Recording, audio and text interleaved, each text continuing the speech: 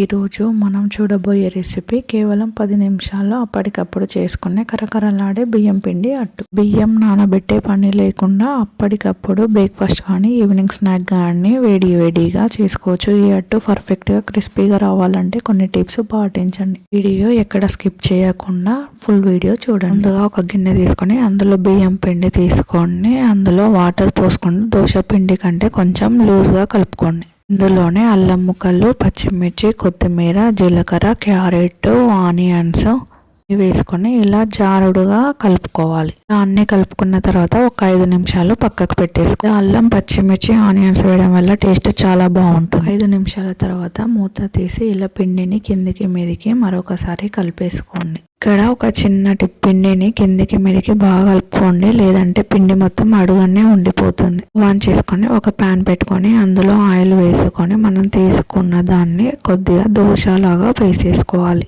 వైపు కాలాగా మరోవైపు తిప్పుకొని కాల్ చేసుకోండి. అంతే, ఎంతో టేస్టీగా ఉండే బియ్యం పిండి అట్టు రెడీ.